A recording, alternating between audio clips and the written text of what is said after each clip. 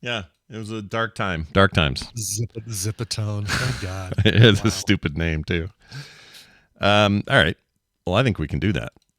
All right. Let's go ahead and do that here. Everything's recording, so we can go. Here we go. In 3, 2, 1. Ooh, I go to witch doctor with witch. Go to witch doctor. Ooh, ah. Whoa, back off, Nikki. Eat shit, Clara.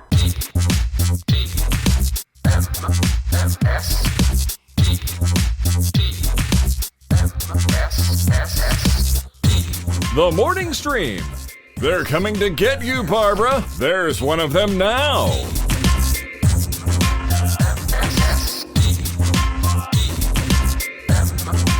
Good morning, everybody. Welcome to TMS. It is the morning stream for Monday, October 21st, 2024. Scott Johnson here. Brian Ibbett there. Hi, Brian. Hello. You know that they're coming to get you, Barbara, the Night of the Living Dead clip. You know why you always see that? Well, not always, but very often see that movie as the one that people are watching in other horror movies. Because it's not, they forgot to copyright or some weird thing, right? Right, exactly right. Yeah, so you can put the Night of the Living Dead in your horror movie and not have to pay for it. Yeah. It's like public domain. It's pretty great because that's how you could find it at a Walmart for like $1 because anybody can publish that movie. Brian and I could make a TMS branded version of that film. We could. Yes, exactly. Maybe we should. Maybe we should and take our, because we did that for FilmSack. We could just take our audio from FilmSack and make our own version of it. Yeah. We can do a commentary filled special edition of that, and you guys would buy it because you guys are nice and you would buy things from us. So thanks. Yep. We're back, everybody. We got a show to do. It is a Monday. Welcome to your new week. We hope it's a good one for all of you. And Brian did a thing that I have not been able to stop thinking about because I told him, I basically made a confession on FilmSack that I don't like parades. Generally speaking, I kind of hate them. I don't like going to them. I will begrudgingly do it. When my kids were little, I'm like, all right, fine, we'll go to a parade. But I really never enjoyed them. If it was the kind of parade where I could like set up a cool chair and chill, well, then maybe I was a little more in. But for the most part, standing there forever, waiting for stuff to go by, seeing the same kinds of like marching bands 15 times in a row, it just never great. And we have a pretty good parade here. The 24th of July parade that we have here in Salt Lake is kind of a big one. It's the big Pioneer Parade. It's Utah Day, right? Or Pioneer Day. Pioneer Day. And I'm the problem is it's hot as hell. It's freaking late summer. Or, right in the smack dab of the hottest part of summer. I don't know. I got bad feelings about parades, generally speaking. But Brian went to a parade. I saw a video and I went, well, now we're talking. Why isn't this a thing here right now? Why can't I go to this? And apparently I have to move to Denver to do it. But so anyway, explain what you did. Is there anything left for me to say? I don't know if there's. No, I'm just kidding. I hope there's lots more to say than that. There's lots more to say, Scott. Tina for Mystery Date took me to a Halloween parade. This is apparently for the last 6 years an annual event on South Broadway, Broadway south of 6th Avenue. Goes down from I think 6th down to Alameda. For those of you in Denver and know the area, it's a decent sized stretch, and it's people in costume. It is local businesses doing up cars and floats and things like all Halloween style. A lot of Beetlejuice this year. Only one Barbie, kind of surprised about that. But this is something that I had never even heard of until this year. And it was a blast. We didn't think to bring chairs, so we were standing at the side, and it was about an hour and a half of standing there. Not really a big deal. I guess actually a little more than that because we got there about 40 minutes before the parade started and got right up to the fence. But it was cool because, there's little kids all around us and every float is throwing out candy. And so I'd catch it and give it to the kids next to me unless it was something that I wanted to keep and eat for myself, which was a lot. But the whole event, really, really fun. A lot of Ghostbusters Ecto-1s, 2 sets. 2 different sections of Ghostbusters Ecto-1 cars that went by, like about 6 cars in each cluster of them, separated by fire trucks and ambulances and stuff decorated. So in this group I'm looking at in the video you sent me, it's mostly just people in suits. Yeah. How do is that a group of people that are known for being a part of some group, or are they just randos in the parade. It's and weird, 'cause the front of the thing says, like the two people carrying the sign says, what are they, the Airheads or something like that? Airheads, So something. they are some sort of group, but it's not like the 501st or any sort of association I've ever heard of. So I think it might just be a bunch of people who just all like walking down parades and inflatables and say, hey, when's the next all inflatable section of the parade? We're there. We're going to be there. Yeah, they sure like those things. Those big Yeah. fat suit looking things. I know. There's some hilarious ones. A big waffle. Yeah. Sumo wrestlers. Yeah. I like the flamingo one. That one's pretty cool. Nice and tall. Well, anyway, that's awesome. I wish all parades were Halloween great. parades. That's great.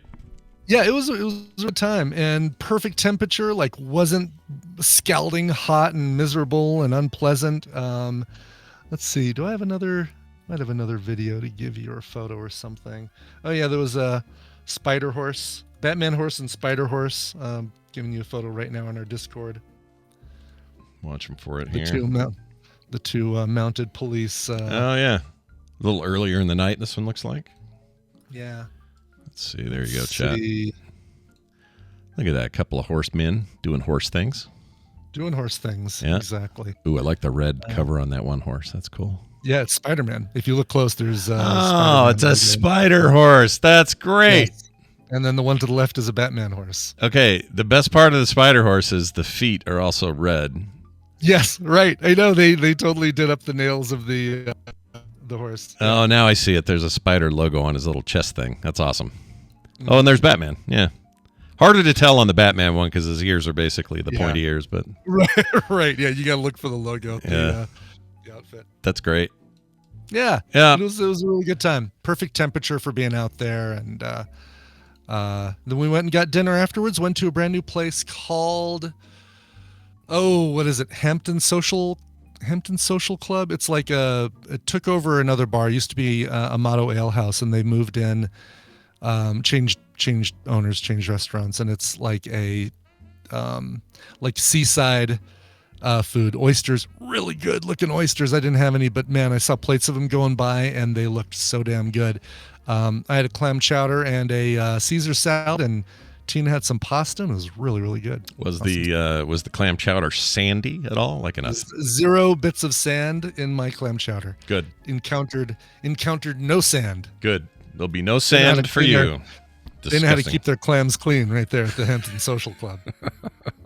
A lot of hygiene at the. A lot of hygiene, keeping yeah. those clams clean. That's Yeah. wonderful to hear. All right, well, that's awesome. It's turned me. It's turned me. I would watch that parade over any parade I've ever been to. I hate them all except this There one. you go. This is Yeah, great. keep an eye out. Maybe who knows? Maybe there's a Halloween parade in Utah, in Salt Lake City. There probably is, and I just don't know about it. So Yeah. my guess is that somebody's yelling at their thing right now, saying, "Scott, there's one in Murray right now. Go there." And, Right, exactly. This weekend, hurry, Scott. yeah, maybe me and Carter will go if there is one. It'll just be us because Kim's gone, but take the kids with us. I don't know. We'll see. Who knows? Yeah. My weekend was spent trying to deal with a new infestation of sorts. And you'd think it's, getting to be winter or we're getting close. It's late fall. Yeah. Would not expect this with the weather that we've been having, with the cooler weather. Yeah, I didn't either. I thought this is when they all slowed down and like hunkered down for the year or whatever bees and wasps do during the cold months. But we have not one, but 2 brand new wasp nests in the front yard, and it's right adjacent to the place that we previously had all powdered and killed them all. They've just moved next door on each side to new rocks underneath this little rock garden thing and created new homes. So the middle one is still, an abomination. There's probably corpses in there. I don't know what's going on there. Right. Still the ruins, the rubble of the previous nest. Yeah, and these bees were like, or these hornets were like, you know what? We're okay with the carnage. It probably brought down property value. I don't know. Maybe they got a better deal. But they all moved into these adjacent ones, and there are tons in there. Coming in, coming out, coming in the cold. Like in the cold. This morning it was like 38 degrees. I'm outside. Wow. Peeing the dog. And just buzzing around there and freaking out. They all look like they're ready to sting me. It just irritates me. So today, when do they go dormant? Don't they? There's some time of year that they start to go dormant, and then maybe it's because we had such a long summer, late late heat that they just kept going. And, I don't know why. It's weird. Did you ever end up getting those little hanging paper lantern looking things that look like nests? Yeah, we talked about those. They didn't do anything. They didn't work. Okay. According to Jeff Sire, I think he was the one that wrote in. He says he thinks that's because we put them up late. After they'd already established. Yeah, their dominance was already on display. So putting up new ones just made them go, oh well, we're already here. So that was his take. I think he's probably right. So next year I'm gonna try it again. I'm gonna put them up early. And we're not having any problem in the backyard anymore. That's no problem. But this up front stuff, where little kids walk and stuff, it just freaks me out. I don't want somebody to get stung. So of course not. Dealing with that shit. More powder. More powder. More powder. I'm gonna get more powder. We'll see how it goes. Thanks, nature. You're great, nature. Also, here's a question. Took the Weimaraner to the lake yesterday. Big, nice, long walk around the lake. Beautiful time. Great stuff. Love it. On our way home, we live by a bunch of townhouses that were built here in the last few years. And the way that these things are stacked, some of them are front-facing when you drive past them or walk past them, and you see them in full display. And a lot of, people have stuff out in front of their houses for Halloween or whatever. Sure. Like what you'd expect. But there's some of these that are kind of wedged in between each other, and they don't really have a view. And you can't really see their house from the street. Oh, sure. Or anywhere really, unless you go back in the alley where no one goes unless you're parking in their garage or something, right? So it's like no one goes back there. And we walked past and I'm not even going to tell you what affiliation they were, but we walked past a house that was one of these things because we had to go through the back way, and we thought it'd be faster.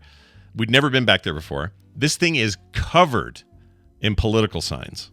Oh, geez. Banners, signs, hanging things. All for the same candidate, or for all of the candidates in the area that are running? Basically, it's vote for this district, vote for this president, vote for this. 100% just a president and just that one. No. Okay. All right. So I'll leave it to you to guess which one would get super excited about covering their house and shit. Yeah. But anyway, let's just say it was a little culty as I walked past. Let's just say that. Sounds like it. Yeah. But here's what's weird. The only way to see how much of and it was tons of it. Every window had a thing. Out in the back, there was a big banner hanging. All this stuff, signs poked in everything, all this stuff. Just decorated to the hilt. But you can't see it from anywhere unless you're parking in the rear alley where only 2, maybe 3 of those townhomes have parking. So the only people that have to see this are people who are also parking back there or live near there. For anyone else in the public, they don't see it. And I guess I just hit with this question, to what end is that? You normally, first of all, I don't think signs do anything. I can't think of a single person in the history of the world whose vote was changed by seeing a sign in somebody's yard. Drove by somebody's house and said, you know what? That sign, you bring up a really good point. I think I'm going to switch my vote to the other person. Yeah, it doesn't make any sense. Your pickup truck with the giant flag in it really convinced me. Thank you for that. Oh, you opened my eyes. Yeah, thank you. Even if you're super neutral and you're not even if you're an undecided voter, what does a sign do? It doesn't do anything. You drive by it and go, all right, there's another sign. But you don't go, yeah, you know what? You don't do that. Right, and I was so annoyed by it that not annoyed, but just flummoxed. I'm like, well, who is this for? Who are you showing this to? No, and the answer is nobody. Nobody can see it from the front. So if your goal is to cover your place in stuff like this, to influence others, you've failed from the get-go because the townhome you own is behind all others and being blocked from view, so nobody will ever see just how deep your rabbit hole went. They won't know. Right. And the only reason we saw is we went this way one time out of 500 times walking the dog. We'll probably never go that direction again because it didn't save us any time. We thought it would, but it didn't. So to what end? It's just super fan, I guess. I don't know. I think there's also this thing where if you see, if you're on the fence again, very unlikely in this election being on the fence, at least about a presidential candidate. But if you're even just a little bit in favor of one over the other, and you see, oh my God, there's a lot of support for this other candidate. I don't feel so bad about maybe feeling like I should support them too, but I didn't think there was enough support out there. Right. It's an absolute guess, but it's possible, I guess. It's a theory that's how it works. Amy just said that NPR did a piece about this, and the research does show that they make a difference for some reason. Really? Which is amazing. Yeah. I need to see. Can you find that link somewhere, Red Fraggle? I'd like to hear that too, exactly. Because I would really like to understand the science there. And again, all right, if they can figure out that it does make a difference, they're asking people who have changed their minds because of the signs, and I'd love to hear their reasoning for it. Is it that is it that they're saying, oh, okay, well, the guy that I was thinking about voting for but didn't want to is getting a lot of support, so maybe I will vote for that guy. I don't know. Yeah, maybe, or maybe it's people who just aren't noticing any of it, and they're like, oh, well, then I guess that looks all right. I guess I'll vote for that. Like, because they're that out of it, they don't know. That's the only that's the only concept I can think of. If they're tied into this thing, whatever you're voting, you're not gonna. This isn't gonna change you to walk past Jerry's lawn and see a sign. You're not gonna go. Right. After all this planning on who I was gonna vote for, I'm gonna pivot today. Right. I'm going that in a sign different direction. really brought up a good point that I hadn't even thought of. Is that somebody would put a sign up for them? So you've convinced me, my friend. Thank you for that. Really weird. And if it does have an effect, it's got to be a small one. And also, I will never be that guy. I don't care how much I support somebody. I'll never have a thing. I don't care, local or otherwise. I'm never putting a sign in my yard. Yeah, why? To what? Again, we had a end? Biden-Harris sign in front of ours because when I made a donation, they sent it to me for free. So I was like, well, okay, I got it for free. I'll put it in the front yard. Okay, so that's interesting. So in your case, it's just like, well, we got it, so we may as well put it out there. That's right? pretty exactly, yeah. All right. Yeah. In my case, even if I got one, I don't know why. I just wouldn't do it. It's like I don't want. I already think it's too culty on everybody who goes too far. I'm not saying you guys are doing this, but I'm saying everybody who does this, where they just really they'll go nuts and put like 6 in front of their yard, regardless of who you're supporting. Oh yeah, well, what are you doing? What's your life like every day? Is this who you are? You know what I mean? For the lower elections, it does help if you see somebody that that you drive by and it's like, oh, I know that neighbor. I didn't know that was their affiliation. Oh, and they're also suggesting, these 3 vote yes on Amendment C or number 6 and vote no on this one. It's like, oh, well, that's going to make me take another look at those if I hadn't made a decision to say, oh, I know these people, they tend to agree with me on most things. I'm going to, now that I see that they're voting one way, I don't know. It's a stretch. Again, it's a reach, but I think you're onto something with local stuff. Local stuff is where it matters. Yeah. That's where rubber meets the road. That's where your life is. That's where your family is. That's where people you care about are. Like, that's different. If somebody's just loading their yard up with like, we have a vote on this amendment, this state amendment, this thing, that all makes sense to me. Yeah. But when it's national and you're just fanboying on a yard, and I mean people, I like this guy, right, with all his signs and his banners and stuff, where he decorates his house like it's Christmas. I don't get it. Seems nuts. And I think it probably even works more in the other way. If I see somebody with a Trump sign in the yard and a bunch of local elections or ballot initiatives, I'm way more likely to say, oh, well, if they believe that, then they're probably really wrong on these other ones, so I got to make sure I don't agree with them on anything. Yeah, and it's the same thing if somebody draped their house in a bunch of Harris stuff. Yeah, and then put a bunch of local stuff. You're going to have the opposite, quote-unquote, faction have that same, revulsion or whatever. And so I've always just been like, I ain't putting shit out there. It's not my job to advertise it. I'm going to go do my civic duty. I'm a vote. But this like parade and oh god, I know the people, the trucks, the pickup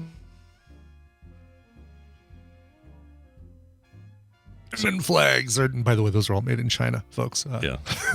Secret. But it seeing those, it's like, how much did you spend on that thing, and what do you think it's going to do? What do you think it's going to change? You think that just that obnoxious flag is going to change somebody's mind who's already locked in. I don't know. Especially in a truck just full of stuff. It's like, come on, you guys. You know what they ought to do? We need more cage fighting or more like Thunderdome style politics. Oh, sure. You know? Okay. Yeah. 2 enter, 1 leaves. Let's go. Let's just go right to it. You know, let's have who's running Bartertown? Doesn't matter. Open the cage, get him in. I know who would win that one. I know one particular candidate would not walk out the winner. So, you know, let's do it that way. I'd be all for that. All right, we're going to call Dunaway. We're going to play a game. All right? There's nothing you can do about it. We're just doing that. No, this is happening. Help, it's happening. Yeah. If you wanted something different than this outcome, bad news. That's right. All right, here he comes. Hold on. And this is the Monday Half-Asses, which means don't DM me because you don't get to come in today. That happens on Wednesday. You're not playing live. Stop it. Settle down, people. There's always 3 or 4 people that are like, oh, shit, I forgot it was Monday. Anyway, let's get this going. Hey, look who it is. It's Brian Dunaway joining us all the way from South Carolina. Hi, Brian. How are you this morning? Hi, Scott and Brian. Doing pretty good. Yeah? Pretty good. I know. I ran through, I took my car and ran it through some people's yards with political signs in it. And said, Sweet. Good. Screw you guys. Yeah, sweet. Nice. Yeah, I think Let's that's take them all illegal, but that's okay because, you know, we're not going to tell on you, and it's not like this is public. It's fine. Is it? I think it is. Scott. Yeah. I don't put anything political in my yard. I don't have any friends who are into politics, and so that would be the only way I would support somebody. Probably, I support by voting. That's what I do. Yeah, you know what else Otherwise- too? If I walk past a house though, and it's somebody, Right. and they put up a sign with somebody who I happen to be voting for, I'll admit it. There's a feeling in like, oh, good, it's someone like me. Yeah, I'd probably like this I'm person. so glad to see people in the neighborhood that agree with me. Yeah. That's the real power. The more you see of it, the more you don't want to go against the grain. You don't want to be the guy who showed up and voted for the nobody wants them. You know what I mean? So they must know something, and that's the power in it. And it's fine. It's fine. It's just not for me. Yeah. You know, I've been thinking about, I wonder how much it would cost for me to have some Trump political signs made up that look exactly like the regular Trump political signs. It must not be much because I see them all the time. Well, no. I'm saying, and then, but I would change like the tagline, which is much smaller. That the person who has it in their yard might not notice that I've swapped it out. But okay. The tagline would be, "I have a tiny pee-pee" or something like that, and just see how long it would take them to notice that I've swapped out their. I'm Trump sure. sign in the middle of the night. I've been watching a show on HBO Max, I think it is, and it's about bad neighbors, and it's all about the escalation of little Yeah, it's kind of what I would be, microaggressions wouldn't it? Yeah. until someone gets murdered. Yeah, it does. It does. It's was that called Beef? I think I remember watching that show, and I it don't was think it was beef, but it was something that's like your neighbor is batshit crazy or something. I can't remember what the title was, but it's basically that. And it's always about somebody who has a motorcycle or kids. It's always noise stuff, and it's like, why are you looking at me? It's a thing on Max? Is it a document or like a reality show or something? It's a series. Okay. It's like what's it called? Like Bad Neighbor or something crazy. But I'll look it up. But it's a drama or a comedy or something like that. It's a crime kind of show. It's like the murder shows. You've watched them. Where they break down what went wrong. Yeah, and then they start with they interview the neighbors. First, it was that one of them was leaf blowing leaves into the other person's yard, and then it turned into yeah.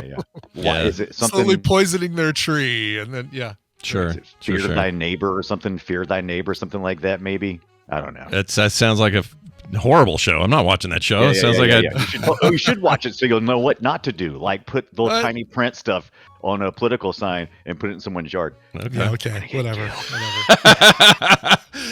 Well, all right. They'll never find me. They'll never catch me. No, I they'll got never one know. of those black bodysuits. I'll just go in the middle of the night and ninja right through their yard and choo choo. I want the Ring doorbell footage of that happening. That would be wouldn't it be amazing. great? Yeah. Just you out there running around with a full like a body sock on, man. That'd be amazing. Wave at the Ring doorbell, Kim. I love it. All right, well, let's play this game. Brian, you want to explain what this is, how people win, all that shiz? Yeah. Sure. Welcome to the Morning Half-Asses, a trivia game where I'm actually going to be giving you guys the answers. What the heck? Yes, I'm going to give Scott and Brian a category and 6 possible answers, 3 of which are correct, and 3, like changing out somebody's Trump sign for something that says tiny pee-pee, is incorrect. Depending on how confident they feel with the category, they can provide 1, 2, or 3 guesses, but if you get any of those guesses wrong, you get 0 points for that round. Get 1 right gets you a point, 2 right gets you 3 points, and 3 right gets you 5 points. We're going to add up all those points after 3 rounds, and we're going to award you a prize. Just kidding. Not you, somebody else. Contestants have been pulled from members of the Tadpool that aren't able to listen live. Scott, you're playing for Mason in Sacramento, California. Ooh, nice. Hi, Mason. And Brian, you're playing for Rickard in Sweden. Rickard's a cool name. I like Rickard. Yeah. Is there a famous Rickard? What am I thinking? There's of? a Rickard in Game of Thrones, I think, is who you're probably thinking of. Oh, yeah. I'm probably mixing it with Deckard, too, a little bit. Oh, could be. Yep.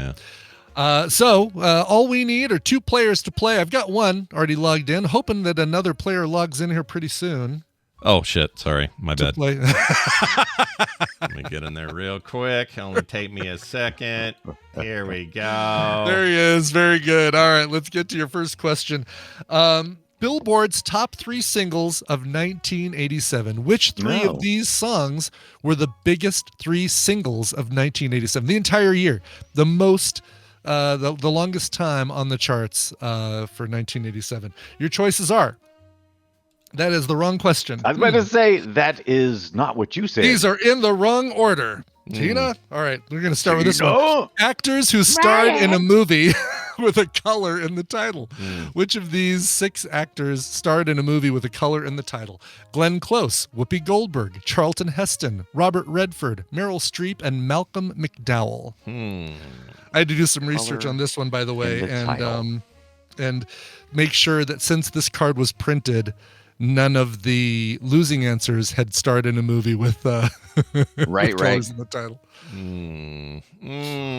Trying to think. Mm-hmm. All right. There's a. I'm trying to go down each actor going through their movie list. I know it's hard because it's making me skip. My brain's skipping all over the place. with these names. And Robert Redford having red in his name is not helping. Right, so does not help. Yeah, it doesn't help. I'm doing 2 because I cannot. I'm doing 2 because I think he was in that one, but I'm not sure. I know one for 100%. The other one, kind of. 100%. One's easy. Okay. All right. Well, you guys both locked in on the easy one, right? Whoopi Goldberg, the color purple, of course. One of you went with Malcolm McDowell. The other one went with Robert Redford. Scott, you went with Malcolm McDowell. What's the movie? The Clockwork Orange, which is a color. That's exactly right. Robert Redford, no, still never been in a movie with a color in the title.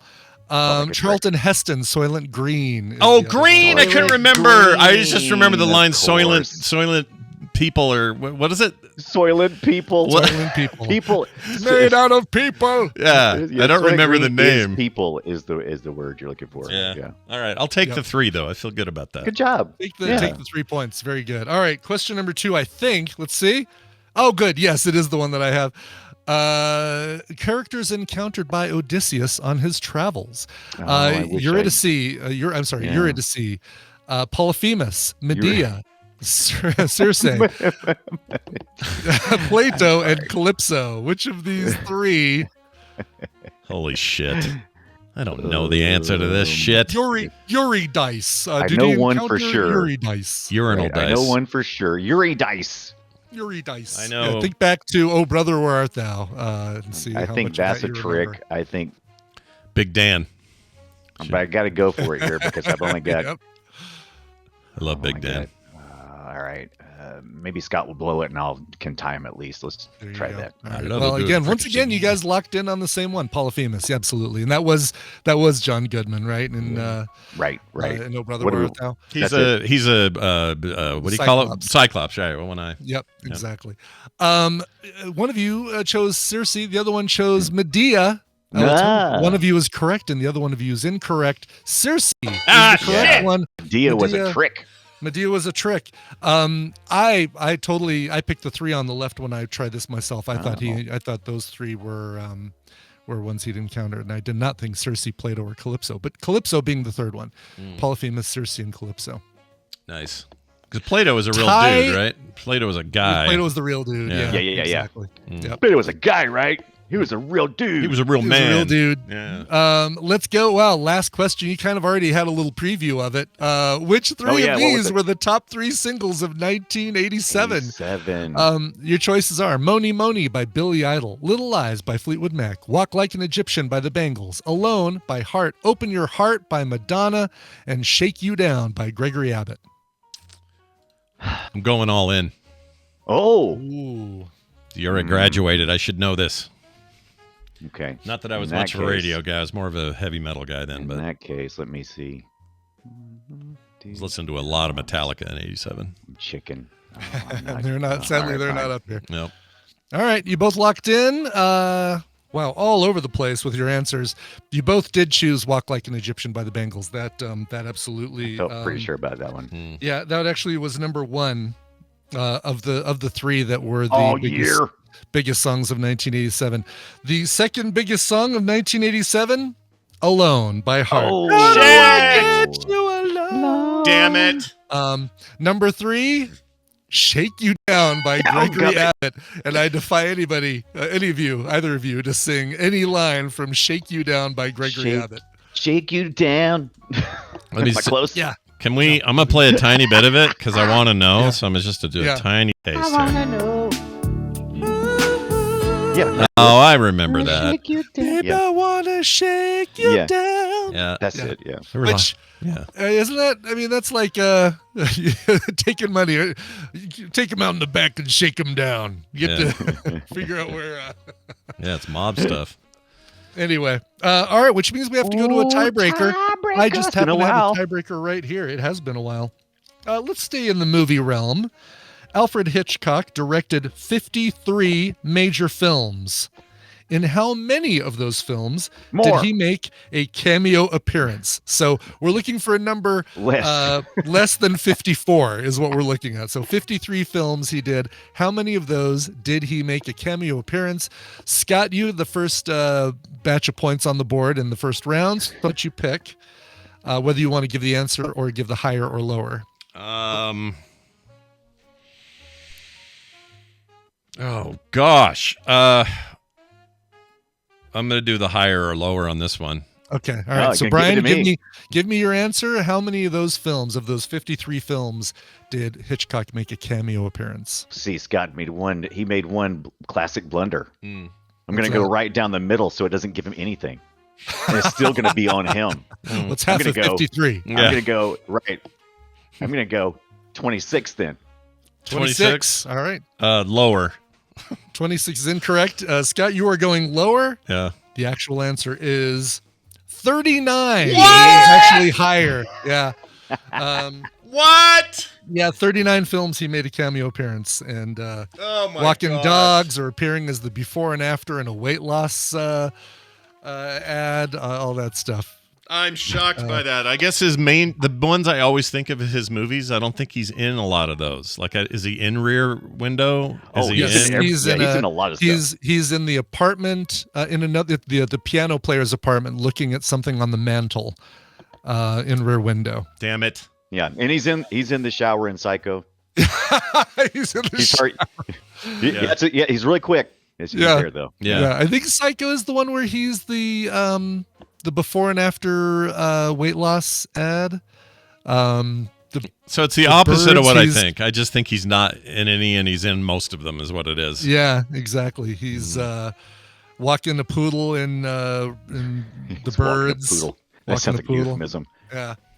Well, get the poodle. Be right back. I'll be right back. I'm going to go walk the poodle. That means congratulations going to Rickard in Sweden. Rickard, you are getting a copy of a couple of fun little escape games. You're getting Escape Simulator, which actually is another one of these games that's good with 2 people. So you're getting 2 codes to play that with a friend. And you're getting another escape thing, Escape from Mistwood Mansion. Congratulations, Rickard. Cool. Hope you can escape from all of these things. But don't worry, Mason in Sacramento, you're getting some Fell Seal Arbiter's Mark You're getting the game and the Missions and Monsters DLC, so you're not going home empty-handed either. No, I'd say he's going home full-handed. That's what that sounds like. That's right. Oh yeah, Lifeboat. He's in the before and after ad. That's right. These prizes, for once in a long time, I don't know what any of these games are. I've never heard of Fell Seal and never heard of Escape from Mustwood Mansion. These are all new to me. Well, congratulations, though, and Brian will have those over to you shortly. Hey, Dunaway, how do you feel today about your win?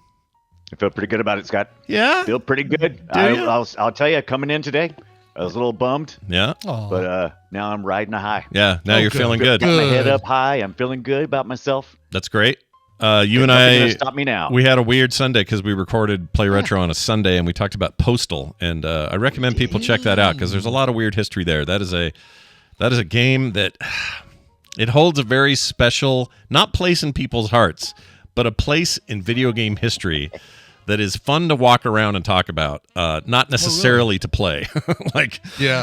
Sure. Yeah, just talking about how understandably so. Just as controversial today, if you were to try to make a game like this today using the same elements, not necessarily the same graphics, you would still probably run against the same amount of controversy. Yeah, guaranteed. When that dude did it in 2015 with that game called Hatred, which is essentially that again, it caused a real stir, and probably still would, and probably deservedly so. But we also get into the weeds on, well, the video games is it really a problem? Like all the kids that were supposed to be corrupted by Doom, they're all we're normal adults now working. They're in charge. Well, mostly some of us are normal. Some of us still feel like we have to do a show about old video games, which is crazy. Anyway, it is Brian Dunaway. Watch him as he goes. Kiss our butt. All right, he's out. Brian, we have time for one news story, so we're going to do it. And I'm going to start it with this little news break right here. Whoops.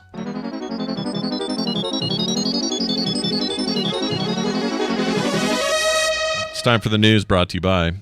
From WB in Chicago. Did you miss our Patreon-only Friday return to TMS? What? You did? Well, there's still time to hop in and get it and be ready for the next one. Sign up at patreon.com/TMS and get all the usual benefits plus the new TMS Fridays. Yeah, it was fun. You guys should go check it out. We're looking forward to more of those. Fun. Yep. We got a play date coming up, but after that, we're back to it. And 5 Fridays in November, so that means 4 TMS Fridays and a play date. Yeah, it's going to be a lot. Everybody stays healthy and can do it. That's right. Don't be licking no banisters or whatever you do. If there's zero conflicts, then perfect. Yeah, be careful out there. Hey, Al Pacino in the news. He's old, but he still is a brand new dad. Wow.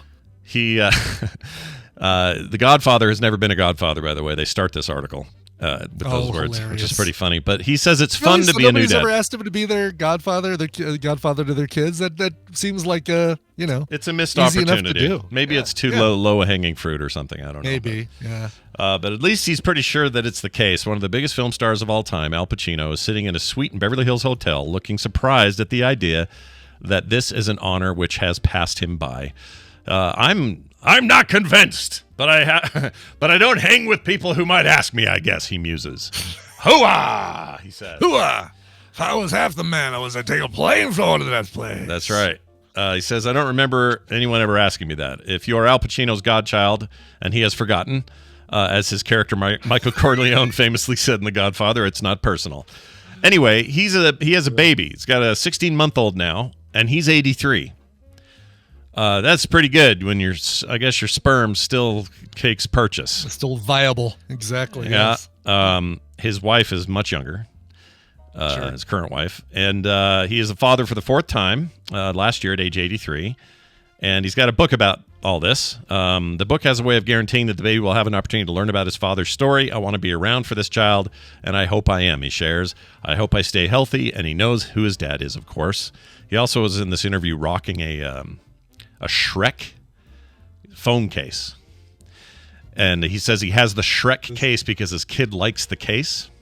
Mm-hmm. And they said, are you a fan of Shrek or something? And he didn't seem to know what Shrek was. Right.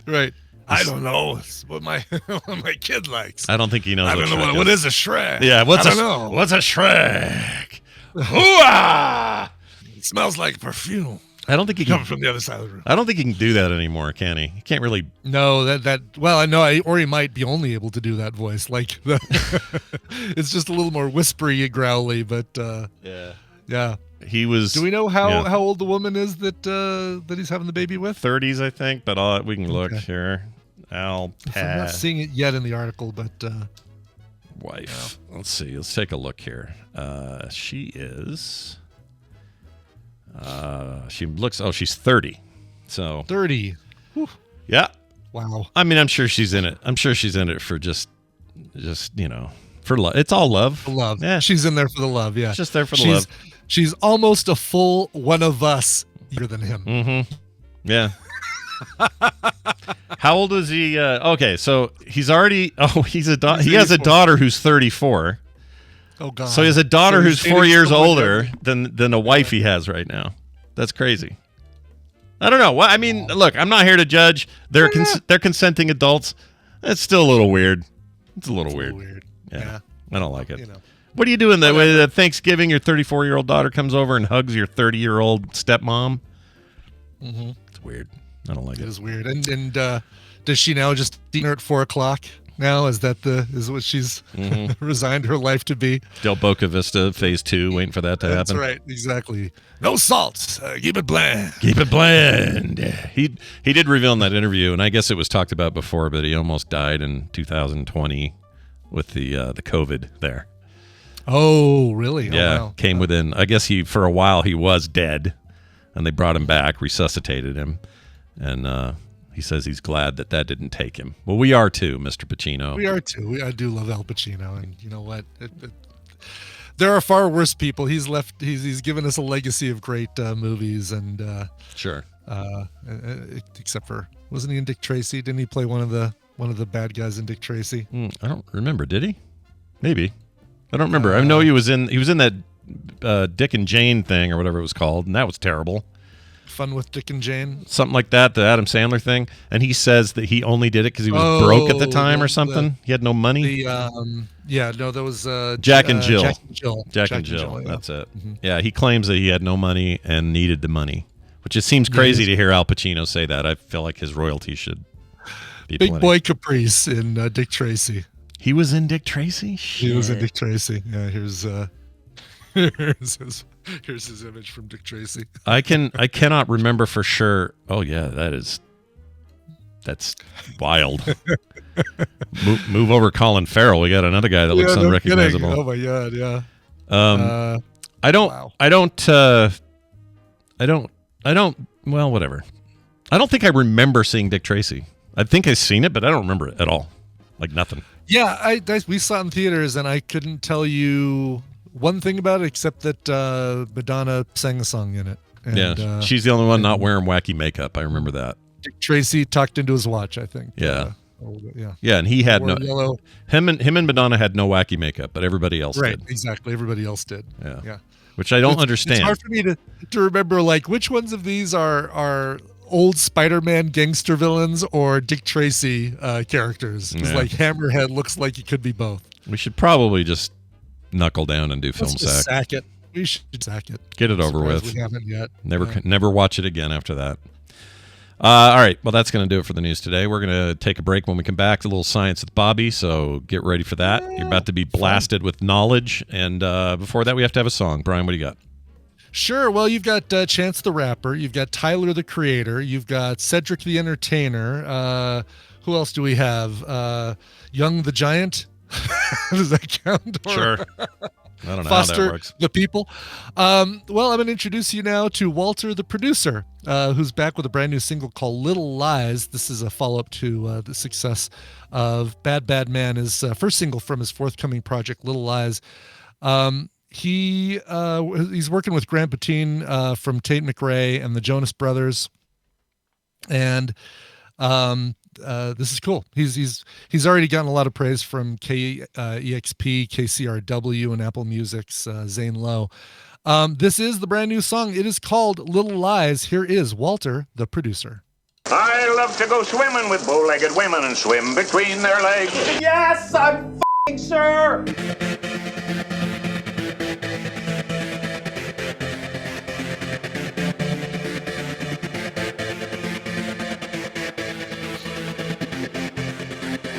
That was Jade on From, by the way, yelling there at the end. Oh, okay. Gotcha. Hey, Brian, who was that one more time? That was Walter, the producer. He's just 21 years old from Los Angeles, but he's quickly emerged as a formidable talent in the indie world.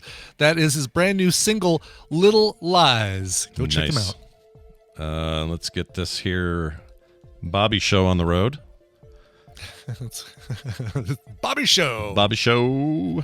He is Bobby Show on the road. Being added to the call, and that means good times ahead. So strap in for this. Where is it? Science! Bob is hungry, and the soup looks good. It sure does. Bob Frankenberger. We call him Bobby, and he probably doesn't want to be called Bob, so I don't know why I did that. But Bobby is here. Does it make you feel weird when we call you Bob, or how's that feel when we do that? No, it doesn't. I mean, my mom is the only one who calls me Bob, but you can't. It doesn't. All right. It feels like we begin every Bobby segment with the discussion of whether he's a Robert or a Bob or a Bill. Yeah. Yeah, or a Bill. Well, it's good to have you here, man.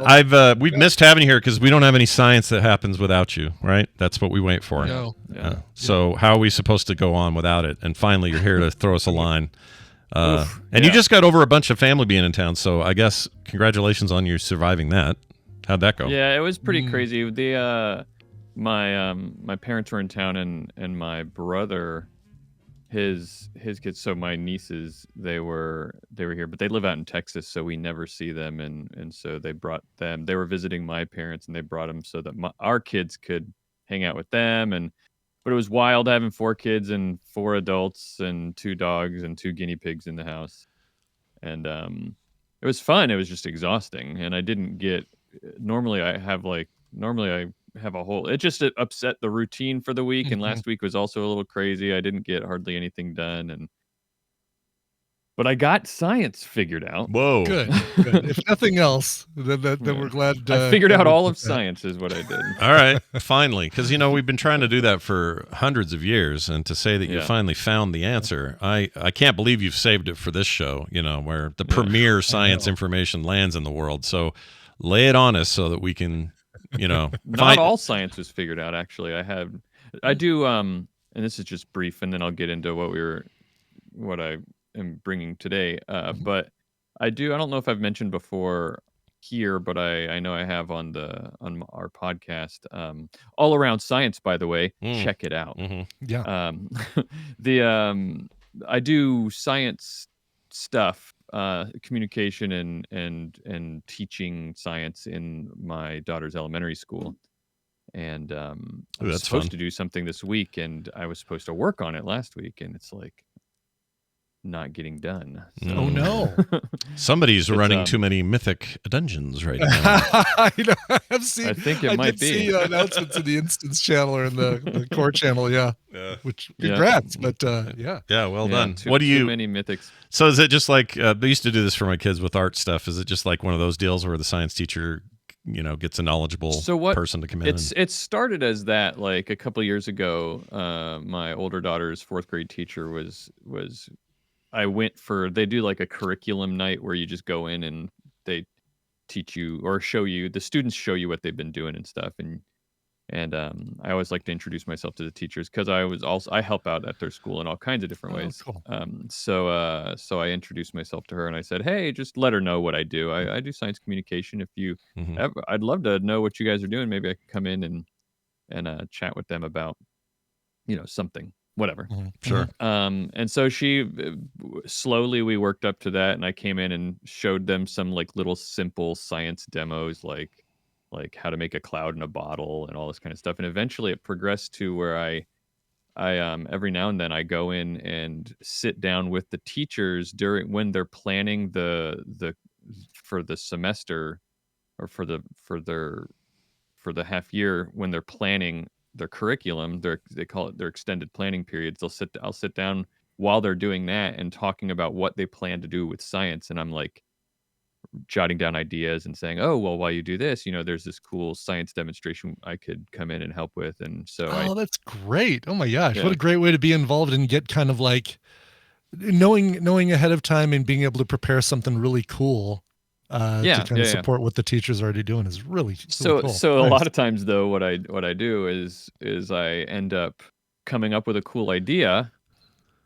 I don't actually at the time have it like I don't actually have it made yet, but I'm like, oh, we could do this. I'll figure out how to do it later. Sure. Sure. We're gonna. Oh, sorry, we lost Brian. Nope, he's back. No, he's not quite Kids- back. Now he's back.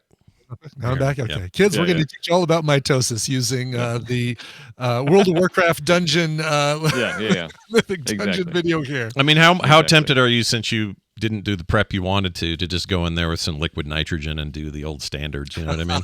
Look, Man, I can that would be smash a amazing. balloon, shatter it like a glass. Yeah. Wow. Yeah. That would be amazing. I have it. I'm actually actively building it. The thing I'm doing is trying to show the third graders how wind is made, because the way Oh, I wind can is make wind. Yeah, dude. Now that's a science class I want to go to.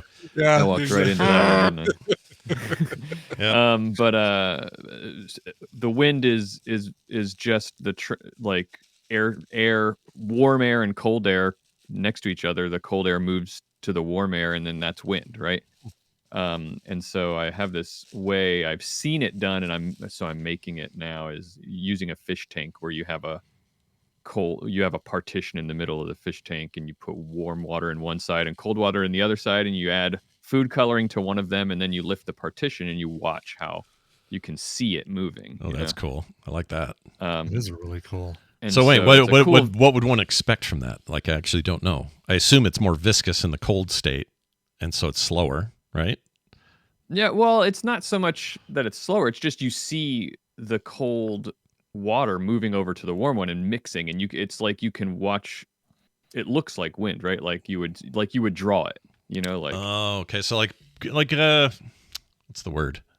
Yeah, like you would draw it, like gusts of wind, like yeah. curly, the warm stuff going Yeah. into the cold or whatever. But Yeah, that's Yeah. exactly. But yeah, it's just a cool visual way to. I mean, imagine you're a kid. You've never nobody sees the wind, so it's kind of hard to visualize it. It's just a cool way to visualize it. But I have to make it, and it's drying. It takes a couple of days, and I got started a little too late and didn't think about the fact that we were going to have company here. yeah. But So you have to take But a I'm whole getting it done. you got to take a whole fish tank in there then, like an entire yeah, thing? I've brought fish tanks in there before, Scott. Yeah, Sure. not a Fish problem. tanks are so many science demonstrations you could do with a fish tank. That's right. Yeah. That's a staple of science. The ham and cheese of demonstration. science demonstrations. I don't know why I'm hung up on the logistics, but do you have to have the cold and the hot water there? Do you take it in ready? Do you have it in Yeah, I jugs? just bring it in. I've got like a big like thermos or Gatorade something. thermos or something like that. That I'll bring the hot water in. That's cool. You should film this. Have somebody. I want to see Bobby in action there in class. I'll send you. Totally, I do yeah. have a cool video. I did one of the most fun ones I've done was sort of like I've worked with my older daughter Zoe's class for many years in a row, helping them with science. So they knew me really well. I was like the science guy, And so as like when their 5th grade class was done at the end and they were all going off to middle school, I sort of did a really fun demonstration I've always wanted to do, which was elephant toothpaste. You can do it in like a really explosive way. Not explosive, but like it shoots, like 10 feet up in the air. Yeah. Yeah, I love that stuff. And I did that, and we did it. Set it up. I set it up to where the kids could be the ones who did it, and I got 6 kids in a row, all with a different color, so it looked like a rainbow. And it was really cool. I have that video. That's I awesome. will. That's really I cool. will send that to you. Do you And, Yeah. do you have that elephant toothpaste thing, by the way? So you see a lot of YouTube videos where they try to get bigger and bigger with it and stuff. Yeah. Is there anything toxic about it or bad about it? Like if a kid, No, it's just that it's an exothermic reaction. So it's when it first happens, it's pretty hot. yeah, So you just have to be really careful about that. But it's not toxic. Okay. Really. so a kid could face plant it like an idiot, and Totally. And it'd be okay. You don't want to eat It it, might get but sick. yeah. Don't want you it in wanna your eyes. You gotta wear you wear glasses, goggles, goggles, you yeah. wear gloves, you All right, your mouth shut, kids. Don't get Yeah. any elephant toothpaste in your mouth. makes sense to me. it's The not irony. creating mustard gas or anything. That's good. That'd be a very very alternate story to what I was told about World War I mustard gas. So I'm glad it's not that. Well, that's great. If you if things go well, you'll have to report back and tell us how you've changed the lives of the future generation. Yeah, I no taught the kidding. kids how to make wind. Yeah. Yeah. Your kids have some lentils. Yeah. Yeah. Yeah. But I'm going to talk about something else a little bit different Cool. today, and that is, so let me ask you guys to start here. How often do you guys go to the dentist? Every 6 months. Every 3 6 months for eh? me. Yeah. Every 3 months? Every 3 months, yeah, because Wow. I have one of my teeth is very porous, and so we up the frequency that I go. And You got a Swiss cheese tooth. That's I have a easier. Swiss cheese tooth, and it sadly doesn't taste as good as Swiss cheese does. But yeah, Yeah. That's right. I've heard you talk about you don't really care for going to the dentist, and it's unfortunate that you have to go. that I have more to go often. so much more frequently Yeah. than other people. Yeah. Yeah. Yeah. When you go to the dentist, Scott, Yeah. how often do you get X-rays and cleanings? Well, I Cleaning- guess you get cleaning every 6 Yeah. months. Cleaning every time. X-rays every time. Well, let me think about that. Yeah. No, always X-rays. And really? Every time? Every Wow. time they do X-rays, except they're not traditional X-rays. It's some new thing. My dentist is crazy about new tech. He's always doing new stuff. But they also do the big camera wand, and they go in there and Yeah. check out all the nooks and Oh, crannies. yeah. And then they make like 3D versions of my teeth and stuff, and then do these like zoom ins and crazy stuff. So they're always doing shit like that. But the X-ray it's not the traditional like hold the thing in your mouth, pull up the big camera anymore. It's some I other hate thing. that. Yeah. That They're called uncomfortable bite chunk of wings. plastic, the bite wings. Yeah, because it's like the most awkward position to keep it is like, okay, now don't move. And I'm like, I got it held. Like this Yeah. sharp piece of plastic going right into my gums. Thank you. Yeah. You Yeah. don't want me to move? Freaking hurts. They suck. I Yeah. hate that stuff. But yeah, they do the full checkup. They do this thing now where whoever the dentist is, whether it's my main one or his brother or the other guy they got at this practice, they come in with their gloves and do like a really hard mouth thing with their fingers. And they'll just go like all on the inside of your mouth, and they're feeling for lesions and bumps. I guess it's a great way to detect early mouth cancer or something. Yeah. So they're always doing that now. They didn't used to do that, but now they do it. Wow. And then they used to have you chomp down on that horrible fluoride thing that always was supposed to taste like mint, but it doesn't. It tastes like vomit. Instead, the fluoride treatment is they paint it on with a thing now, and it tastes like, you can choose the flavors, but I always get the caramel flavored one because it's the least offensive. But they just paint it on now, and they just say, don't eat anything hot for the next 4 hours or whatever it is. So that's basically my appointment. And if they find something like, well, we need to schedule this filling in 2 weeks or whatever. But for the most part, it's every 6 months, and then I don't have to think about it for 6 months. Well, back in April, there were a bunch of dentists and medical professionals and scientists in the field of dentistry. They co-authored a paper that was published called "Optimizing Radiation Safety in Dentistry," and it called out the overuse of X-rays in dentistry. Ooh, tell me more. Yeah. So apparently, the dentists will tell you all the time that it's recommended that you get an X-ray every year. Sometimes they'll say every other year. And apparently, and my dentist does too. I get one every year, so every other visit because I go every 6 months. Yeah, it's every year for me. It's every fourth visit for me. Every fourth visit. Wow. Yeah. Holy cow! I'm so sorry, Brian. Oh my god, it sucks, but it's something I've learned to live with. It's like, well, you're born with a mutant tooth. Doesn't give me any superpowers, but whatever. It just means I have to go more often. But apparently, dentists. I don't want to call dentists liars.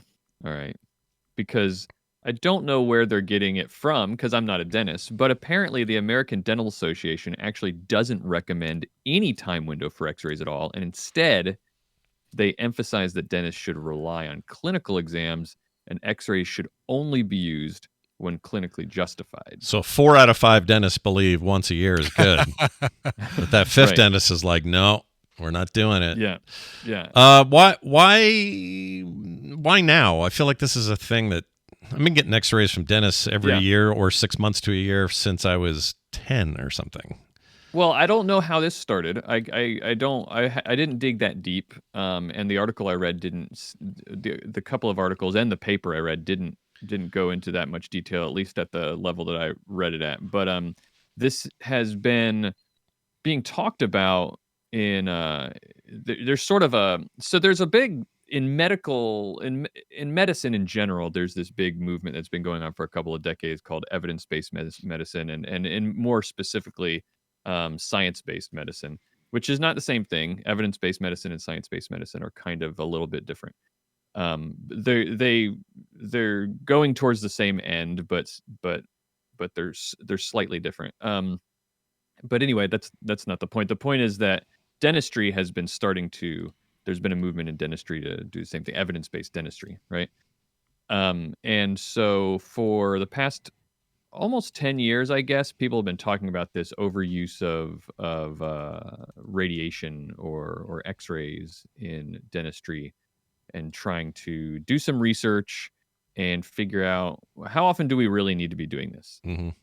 This isn't an uncommon thing to happen in medicine in general. You come up with a new diagnostic test that's able to discover things, and suddenly everybody wants to use it, because why wouldn't you want to detect things that might be wrong with you, right? Sure.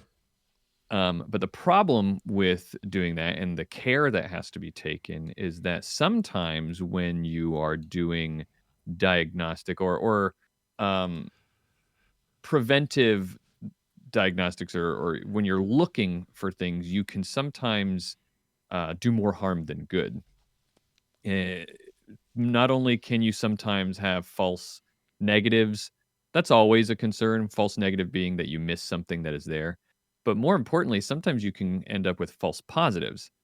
And that meaning that you find something, or you think you found something that isn't really there, and you treat something that you didn't need to treat because it wasn't something that needed to be treated. That causes financial strain on the patient, and also can cause medical strain because you're going through medical procedures that you maybe didn't need. Done. Yeah. Yeah, this almost sure happened to me last year, because I went in for a tooth that's kind of petrified.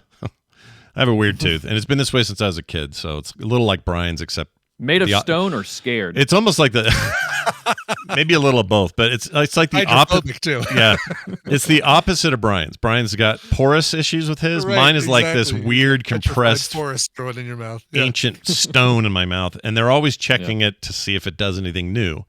And they had a new dentist in, and he said, "Oh, we gotta extract that and get an implant in there, or a crown at least. Then this needs to happen ASAP."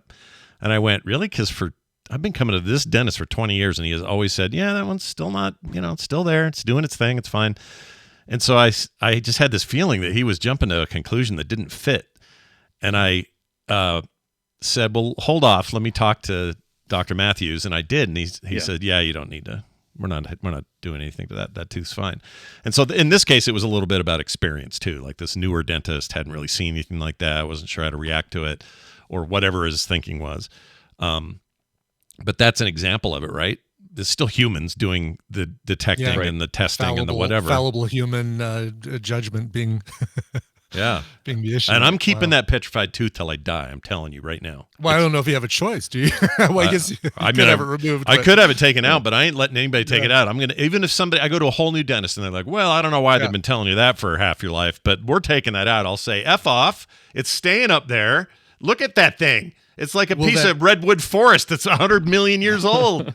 Will that become a problem though when you're, turned into brownie mix? Will that ruin the Blend Tech blender? No, because my understanding is, Bob, you might know about this, but when you get what do you call it? What do you call it when you get burned? What's that called? Cremated. Cremated. Thank you. Cremated. When they cremate you, the bones and the. Oh, so actually, Brian's got a good point. What if that bone? Yeah, your bones and your teeth are still left over. They actually have to grind those manually. Everything else is turned to ash. So I'm going to give some old lady a bad tooth because my tooth's so hard. That's what's going to happen. Yeah. Mm-hmm. All right, I'm excited. Add one more in the column of why I should do it. It's perfect. Okay. Wow. Yeah, all right. But I like it. The whole issue of diagnostics, it's a common trend that you see in medicine, that over time, the American Medical Association or medical regulation organizations tend to ease up on the frequency of diagnostic tests that are being done preventatively. So like there may be women listening who have experienced this with mammograms and pap smears. They used to be required later or much earlier in life and much more frequently. Now it's recommended not to do them until a little bit later, and not anywhere near as frequently. It's definitely not yearly. Pap smears, I think, was the most recent one. They don't do them yearly anymore, or at least that's the recommendation. And it's just for the same reason, like you don't want to think you found something that you didn't find, and they base all this on data from clinical data from and scientific data from experiments and testing and everything, trying to figure out, do these diagnostic tests actually prevent what we are trying to prevent? Right. Or just give people the sense that they're preventing it because they're always getting checked. Right. Yeah, like So the idea is, kind of thing. Yeah. right. So let's take a look at dentistry. The idea with getting a yearly x-ray is that you would prevent cavities, or you would detect cavities early and you can do something about it. Right. So the research should be, and it has been, there was a systematic review done in 2021 that showed that using x-rays to detect early tooth decay actually resulted in a high degree of false negatives. So that's the false negatives again, which is missed cases. You're actually, and so the issue there is, hey, we think we don't see anything, Right. and so maybe they're not doing the other things that could have been done because they're over relying on x-rays. That could be one problem. Also, there was another 2021 clinical trial, randomized clinical trial, that showed adding x-rays to a dental exam led to also could lead to false positive diagnosis of cavities. So you're getting things done that didn't need to be done, stuff like that. And there's apparently a lot of evidence that in the long run, even treating early treatment of cavities might not actually lead to any positive outcomes. So I know, for example, my dentist, when they detect like soft spots in the teeth and they're like, oh, we got to keep an eye on that, they try to wait before they do anything. Right. Because though I asked them about that one time. So what are you looking for, and why do you wait, and why don't we just go ahead? I was just curious. I'm not like questioning their methods. No, but you're curious. Yeah, you want to know. Yeah, and so she explained to me. She was like, "Well, this could turn into a cavity. This is the beginning of a cavity, but sometimes nothing happens. Sometimes it just stays this way." And so there's no point in treating it if it's not going to go anywhere. So we just keep an eye on it. And so there's all that kind of stuff. And I've never had a lady. I'm jealous. I've never had a lady dentist. It's all dudes. It's all sausage fest my whole life with dentists. All the assistants are ladies, and none of the main people are ladies. I don't know why. Current dentist for me is a dude, and then all the hygienists are ladies. But we had a previous dentist who was a woman, and we had issues when Tristan was growing up. When he was little, he was freaked out about anybody putting anything in his mouth, and so the dentist we had at the time had to show him every tool that she was about to put into his mouth. And then when we switched dentists because we moved, the new dentist had no idea about that, and Tristan flung his hands up when he was about to put a syringe in Tristan's mouth to numb it, to do a cavity drilling, and nearly stabbed himself with the syringe. Dang! Did he ever see a tool back when they were showing him where it was? Where he said no? Yeah. No. Okay. Because she would just explain, all right, I'm using this little pointy thing to scrape tartar off your enamel, and I'm using this thing to brush, and I'm using this thing to, to get in between the little cracks in your gums, or check the gum depth or whatever. Sure. That's super interesting, because I think that would probably, I have a lot of dental anxiety, but I don't want to see the tools sometimes. You think it'd be worse actually to say, oh my God, that's what you've been putting in my mouth this whole time? Yeah. I think it would freak me out. Like, you see the needle sometimes and it's a little freaky. Yeah. But I almost rather not see. I don't know. I don't even know what that sonic, the little sonic water drill thing looks like that I don't either. that they use for the main cleaning. I know the sound it makes, and I know that that's a great time for me to turn on noise cancellation and catch up on my podcasts with my Great time to close your eyes, because a bunch of water is going to land in your eyes if you don't. Oh God, they give me cool ass sunglasses. I look like Tom Cruise in Risky Business when I go to the dentist. Oh, I never get those. That's yeah, great. even like wayfarers or something. Now I'm questioning everything. Right. Wow. Right. All right. Well, that's interesting. Yeah. Like it's the kind of thing that gets tricky, right, Bobby? Because you've got people that you hold in the highest of professional regards, or at least you generally do, where you're like, well, they should know more about my teeth or my body or whatever kind of doctor they are than anyone I could talk to. Right. And you can get lulled into a sense of there's perfection there, right? And well, there's not. I want to say that I'm not calling out dentists. That's not what I'm doing, because I also just read this morning. So it's not, I just thought it was interesting. I think it's really interesting when there's a field, especially in the medical field, a professional or a group of people who've been doing things for a long time, and we take things for granted. I think it's really interesting when we are able to look at evidence and science and say like, oh, well, maybe the way we've been doing it forever, maybe either there was never any evidence for why we did it. It's interesting to think of why we started doing it, or maybe the evidence has changed or the science has advanced since then, and we need to take another look at it. But I don't know. So some of the people who are trying to change dentistry in this way point to the fact that that dentistry is one of those medical fields that still is unique in the medical in all of medicine, in that they still kind of are siloed to themselves. They kind of I think a lot of dentistry tries to protect that, like they're not, they have to get their own, they work really hard to get their own sort of I don't know. I'm struggling with how to describe this, but like they take care of everything in house. They try to get their own special agreements with insurance companies. They're really really careful about accepting this and that insurance, and I think it's because they want to have a lot more autonomy. Um, and they don't want to be beholden to like like a lot of doctors' offices you go to nowadays. They're all part of medical groups, right? Right. Yeah. And but also one of the things about doctors' offices is in that the other larger medical field is that because they've subdivided a lot of the things. When you get a diagnostic test done at the doctor's office, it's sent off to another lab, or you get referred to a specialist to go get this thing done or something. And so you have a lot more people with a lot more eyes on what's happening.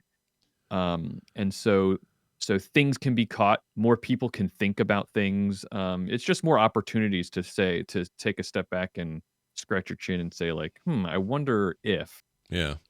and then also because they're spread around like that, there's a lot more oversight. Like organizations have to get a lot more oversight, and so practices get reevaluated. But there's downside to that too, and that's why dentists, I think, have said like, we want our practice to be everything is handled in your dentist's office, right? So usually start to finish everything, unless you need like orthodontic work, special periodont. Yeah, right.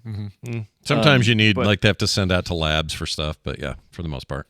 Right. So my point being, I'm not like saying we need to take dentists to task, and like that's not what I question everything. Yeah, I think this is just really interesting how they are medical professionals and they kind of have their own world, and I wonder what the consequences are that a lot of people don't realize, maybe, or a lot of the benefits, and so this is just one of those things like this thing that we take for granted, just detecting cavities. I wonder if it's working the way that we think it's working, and it's worth looking at. Always worth it. Yep. Well, may our petrified teeth and our holy teeth continue to be watched over carefully by professionionals. That's right. Yes. Is it that, Brian? Is it the same tooth that they have to be careful when they're doing the cleaning and stuff? Is that the same? No. There's an exposed nerve in a upper tooth, and the porous tooth is a front lower. Oh, gotcha. Okay. One or back left lower. Yeah. I have a similar issue where I always have to tell them, just please be careful around that one. You're gonna zing me. I don't know if they have it's amazing. I don't know if they've gotten better at things or they have a record in the notes as they're going through it. But the last few times several times I've gone, they have not hit that spot. Like they give me a full cleaning, and I've had different hygienists, and not once have they hit the zing zone, the zing zone. I like it. It's zing good. Zone. I haven't either. That's funny you say that. Maybe those sonic things and stuff are just less. Maybe they're better at it, or something. Yeah. But I'm always on edge about it, and I'm worried that one day I'm going to relax, and then they're going to do it again. And that's when it's going to get you right. Yeah, sure. Cindy, your hygienist probably will write in with some answers to that. She's my eye doctor, but yes, or she's eye doctor. Yeah. I thought, is there somebody from the dentist's office that writes in, or is there? I don't think so. I'm just confusing with Cindy. You might be thinking Cindy Parkhouse. Next time when I call out all the eye doctors. The eye doctors, I'm gonna get them. Same That's deal. right. She's an eye doctor. Yeah, she's awesome. I got to go in there in January, Awesome. so thanks for the reminder.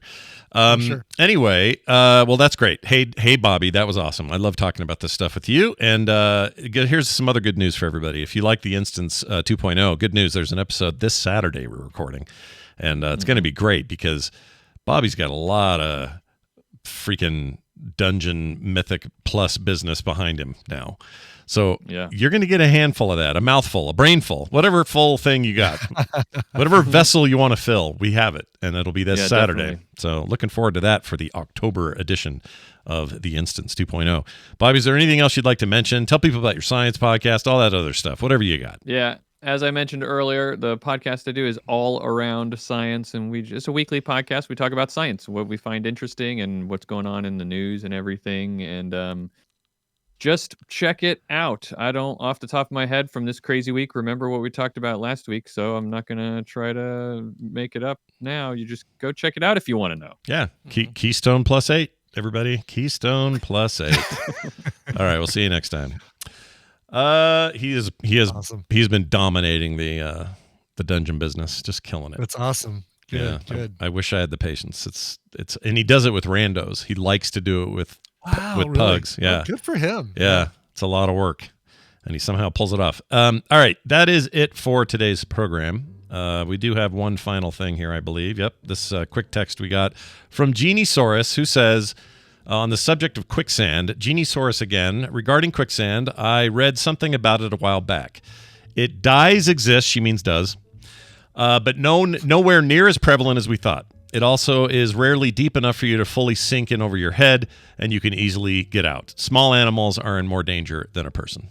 So there you go. A little follow-up on that. We should ask Bobby, too, because I know he had some stuff to say about quicksand last week. But yeah, I wonder in what area, like what countries, is like South America kind of thing? You'd think like, more humid parts. Where is this fast sand you speak of?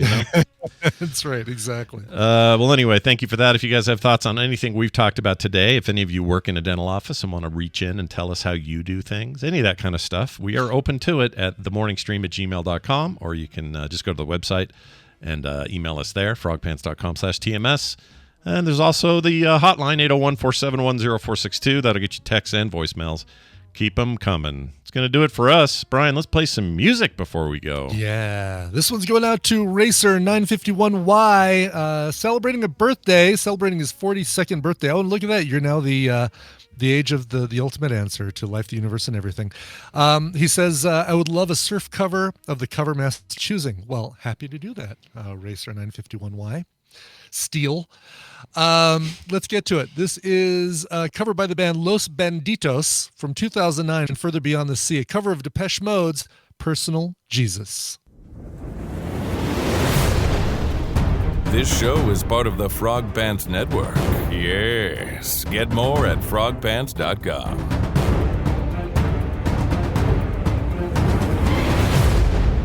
I submit to the dark side. Yeah, you do, Saul Goodman. Very calmly, apparently. Oh,